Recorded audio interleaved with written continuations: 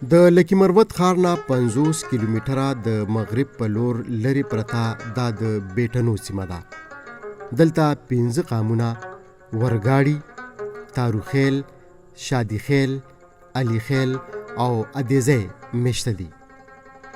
د یوې اندازې مطابق سب ډیویژن بیټنی لکي مروت کل آبادي 80,000 ده. د دې ځای د عام ولس د علاج معالجې لپاره 15 BHUs دلته کار کوي. تعلیمي لحاظ سره دا سیمه د نورو سیمو په نسبت ډیره وروستو پاتې سیمه ده چې غټه وجه د علاقې پاسماندګي، غربت او بیروزګاري ده. پخوا یې فارله کې و چې ورکه وانډه به موږ ورته ویلې ده، په اوس والا څوک نه. اوس خو علاقه مارچ شوې ده. موږ ویل چې څرنګه مارچ کېږي موږ ته به ډېر سهولیات راکوي، لکه صوبایي حکومت به ډېرې خبرې کولې، مرکزي حکومت به کولې، اول به چې کله زم کېږي نو تاسو به سهولیات ورکوي. خو موږ چې کومه پخوا یې فارله کې وه هغه ډېره ښه وه. اوس چې زم سوي یو زم کېدو سره خو یې دا چې ته موږ رسولي چې تر اوسه پورې موږ نه څه شی ولیده چې موږ سره کومې وعدې سوې 100 روپۍ والې هغه مو نه ولیدې. نور خو پرېږده چې هغه کوم موږ مخکني سهولیات وو هغه هره ناړنګ کړل، روان دي سره. حکومت ته په چار دي چې پټه خو ځم سله. اوس چې کوم سره وعدې سوې وې په هغې چې زه به دا ووایم چې سب ډیویژن بیټني پورې 32 کیلومتر روډ وعده خو سوې ده، خو تر نن پورې تقریبا 3 کالو چې 20 روپۍ چار نه ده سوې. نو په کار ده چې دغه علاقې ته د سب ډیویژن بیټني له مستیخیل نه ونډه تر شادیخیل پورې او له مستیخیل نه ونډه تر ورګاډي لرې پرتې سیمه چې فاربنو سره په بونډرۍ پرته ده، هر سړي ته ستونزه ده. خبرې خو کېږي خو صرف هغه په سوشل میډیا یا میډیا پورې محدود دی. نور په ګراوند باندې تر اوسه پورې نه چا موږ څه لیدلي دي او نه تر ګراوند پورې موږ څه راکړي دي. لکه حکومت اوس 3 کاله وسله، خو دا حکومت دا د روان ده تقریبا 15-16 کاله حکومت کېږي چې موږ نظراندازي د فارله کې چې څومره نوجوانان دي بې تعلیمه پاته شو، تعلیمان نه وکړل، په شادیخیل دي یا په خیل دي یا موږ رمیخیل دي، د تعلیم ټیچران لکه ډیپسي نه کوي. موږ ته د روډ او بجلي ډېر تکلیف ده او اوبو ولې انتظامات نشته دي. روډ خو ډېر بیخي خراب دي او د بجلۍ ډپارټمنټ چې کار کوي دي. سب ډیویژن بیټنی لکي مروت کې زیاتره علاقې داسې هم شته چې تر ننه پورې هلته نه د بجلۍ څه نظام شته او نه سړکونه د تګ راتګ جوګه دي. د ګرمۍ نه د بچ کېدو لپاره د دې ځای اوسیدونکي غارونو کې په اوسېدو مجبوره دي.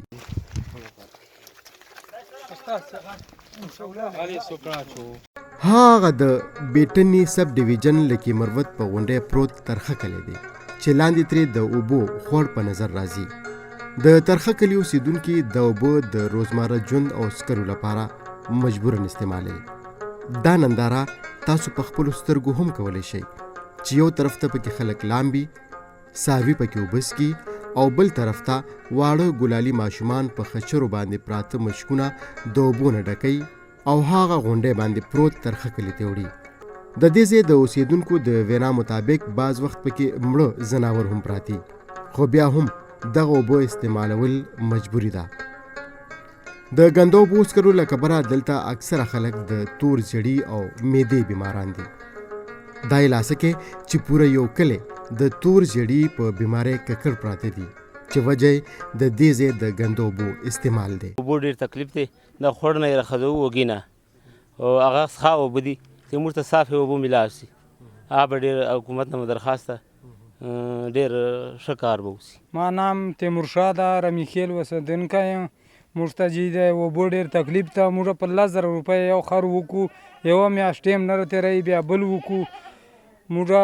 ووټ ته کسان را درومي چې ووټونو شفا سي بیا د هله پسې ورک سي. موږ ته تر ننه 1 روپۍ نه یو شی موږ ته میلاو سوی ده. موږ د حکومت ته درخواست ده چې موږ د خامخا یو غم وکړي. موږ داسې څوک نشته چې موږ زړه پر یاد ورته وکړو. موږ ته د اوبو ډېر تکلیف ده.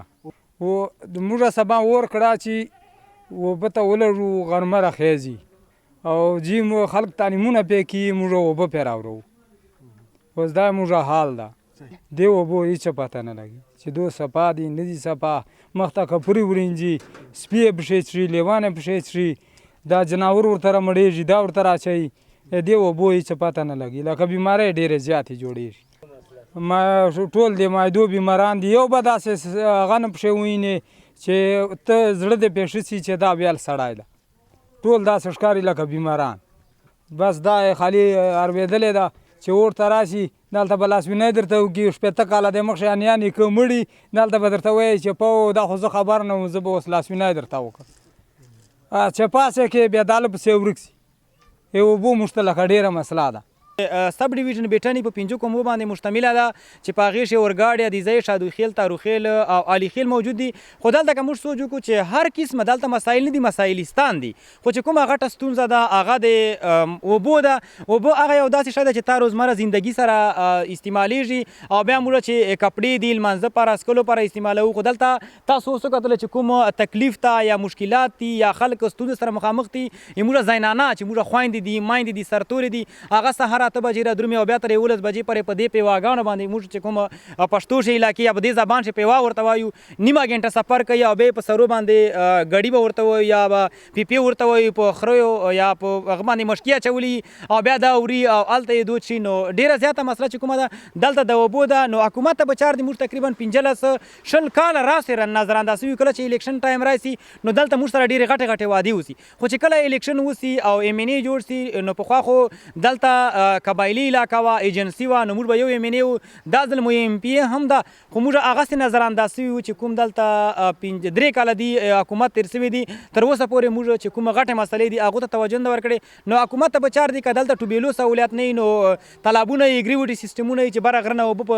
لوړه باندې راځي او بیا بره خېځي نو که دغه کلو ته چېرته داسې تالابونه جوړ کړي او دغه کومه علاقو غټه ستونزه چې ده دا صرف د ترخه کلي ستونزه نه ده دا چې څومره ته بره درومې د ټولو علاقو دا ستونزه ده او ټولې څومره سرتورې دي زموږ زنانه دي زموږ خویندې میندې دي هغه به روزانه سهار دا ډیوټي کوي 2 غنټې او مازدیګر به دا ډیوټي کوي مازدیګر سهار دا اوبه یوسي بیا هغې نه بعد کور شي پخلی کوي نو په کار ده چې موږ حکومت یا موجوده حکمرانان چې کوم دي ایم ان ای ایم پی ای صاحب دي هغه لږ توجه ورکړي دې که نور نه کم از کم د سرتورو باندې لږ کې رحم وکړي او د کومه ستونزه چې دا حل کړي زموږ اراده تر دې ځایه وه خو چې کله مو دلته د سکلو د اوبو حال وکتلو نو بره علاقو ته په تګ مجبور شو څومره چې مخکې تلو د علاقې ښکلا سوا کېده ګرم موسم په یخ موسم کې رو رو بدلېده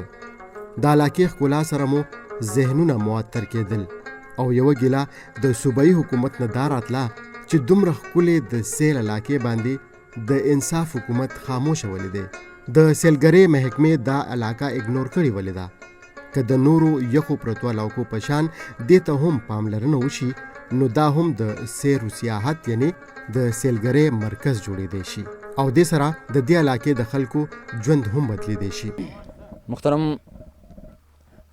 د میډیا ملګرو زه تاسو ډېر شکریه ادا کوم چې په داسې علاقې کښې تاسو موږ نه د خپلې علاقې د سهولیاتو او د تکلیفو په باره کې معلومات اخلو نو زه داسې خلکو ته زړه د بیخه نه هرکلی کوم او دا هرکلی د ټول کوم له طرف نه ده تاسو یې منظور کړئ بل مې جی اهم گزارش دا ده او دغه اهم گزارش دپاره ما ته یو قدم اخیستی ده ټول کوم سره مې مشوره کړې ده ټول بریټني کوم سره بحثیت صرف یو خیل نه بریټني کوم سره چې جی موږ فاټه یې زم سو او د فاټه په زم کېدو باندې 1000 ارب روپۍ فاټه ته منظوري سوي چې دا د سټر سره برابرې سوي مخکې حالات جی ما جې که پوښتنه نه وکړي چې چا نه پوښتنه وکړي مخکې حالات د فاټه هر چاته معلوم دي چې په دې شي د سرکاري کارونه څرنګه سوي دي او تر کومه حده پورې سوي دي او پیسې چېرته لاړلې چا وخوړلې په کوم لارې لاړلې ځان ته خبرې خو لهذا که موږ په د فاټه په زم کېدو کښې اول قدم سره موږ هغه سیستم روان وي جاري ساتلی شي چې کوم مخکې سیستم و نو لهذا موږ به ټول عمر د پاکستان د دغو خواریو ستړو نه خلاص نه سو نو هغه عرض مې دا ده چې 64 کروڑ روپۍ منظوري دي ما د ټول بریټني قوم ته فرد ته دا درخواست ته گزارش ته چې بریټنیا قومه ته د ډي سی او سره له ای پی سره له هر چیز څوک ته هغه سره د دغه روډ په سر سوداګانې مه کوه دا یو روډ ده په اول سطحې شرط منظور ده 64 کروڑ روپۍ دي چې دا موږ ته په قانوني لارې باندې چې کوم قانون سړک جوړول غواړي په دې طریقې باندې راته سرته ورسېږي کله چې موږ د لکي مروت سب ډیویژن بیټني ګزبوبا علاقې ته ورسېدو د دغه علاقې د خلکو سره مو لیده کاته وشو نو پته راته ولګېده چې سب ډیویژن بیټني لکي مروت نه صرف قدرتي ښکلا لري بلکې دا سیمه خو د قدرتي معدنیاتو نه هم ډکه ده دلته تیل او ګیس په کافي مقدار سره موجود دي او د ګیس او تیلو کمپني او جی ډي سی ایل تر ډېره حده پورې کامیابه شوې هم ده کم چې د سب ډیویژن بیټني لکي مروت د عام ولس لپاره د یو ډېر لوی نعمت نه کم نه دی د دې ځای عام ولس پې ډېر خوشحاله دی خو په مخونو یې د ډېرې خوشحالۍ باوجود د ګیلو ډکې لکیرې په نظر راتلې چې پوښتنه مو ترې وکړه نو د زړه خبره یې په خوله رابرسېره شوه او حقیقت چې موږ جي د دې په کمپنۍ راتلو باندې بې انتها خوشحاله یو. ما چې څومره جای شي تقریرونه او بیانونه راغلي دي د دې دپاره موږ خصوصي د ټول قوم په مجموعه کې دعاګانې کړي دي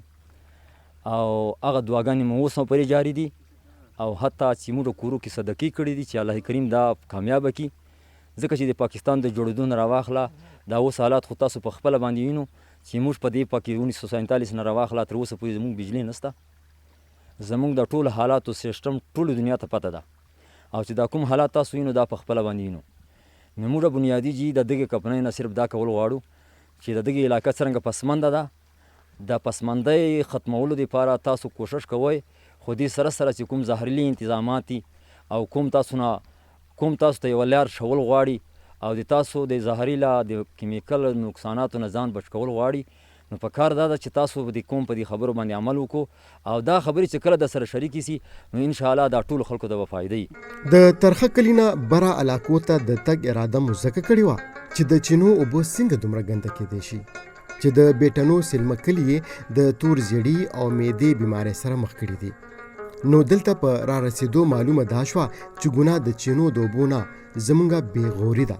د شنو غرونو د میز نه راوتلي دې اوبو ته هیڅ قسمه سي انتظام نشته.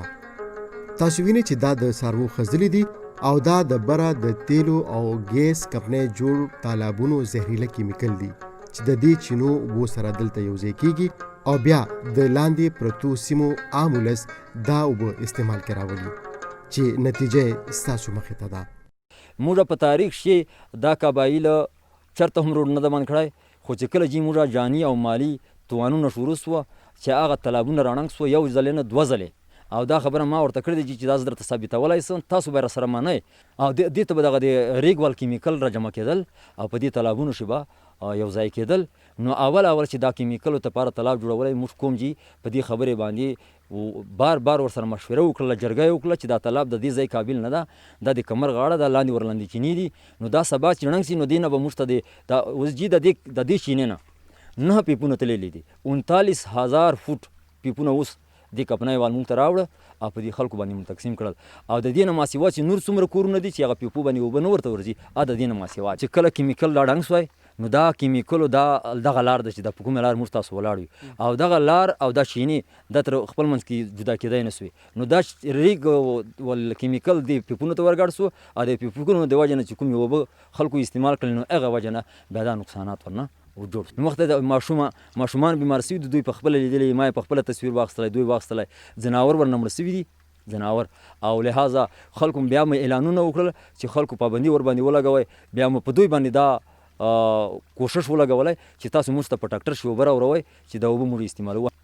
نو دا اوبه خو چې د ټول خلک چې دا اوبه د پیپو ولې وڅښي دا پیپونه چې دي دا د ګوزببي علاقې ته او منګر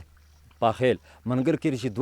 یو غټه مدرسه ده اندازن تر 100 نه زیات طالبان دي پسې او 2 غټ کلي دي نو دغو کلو ته او د ګوزببي څومره ایریا ده هغو ته دا اوبه رسیږي او هغه خلک یې استعمالوي. نو د دې په وجه باندې د څه نقصانات رسي نو دا خو ښکاره خبره ده چې کیمیکل نن په دې پیپونو شي لاړ سي او دوی خو بله زموږ جي بله طریقه کار نسته ده مخکې به ځناور مونږ خرش ګرځول نو په هغه باندې به مو وړلې چې کله مو دا پیپونه ولګول نو هغه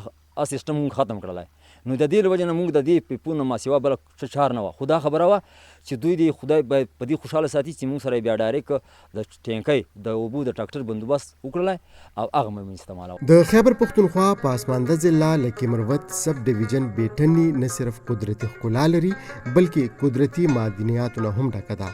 خو بیا هم صوبایي حکومت د دې سیمې د عام ولس محرومیانې په خوشحالو کې د بدلولو نه سترګې پټې کړي دي. خو دلته یو سوال دا راپورته کیږي چې یا خو دا خلک بدقسمته دي یا حکومت د دې ځای ترقي نه غواړي او یا د دې علاقې د عام ولس قسمت بدلولو لپاره د دې سیمې نه وزیر اعلی جوړېدل ډېر ضروري دي.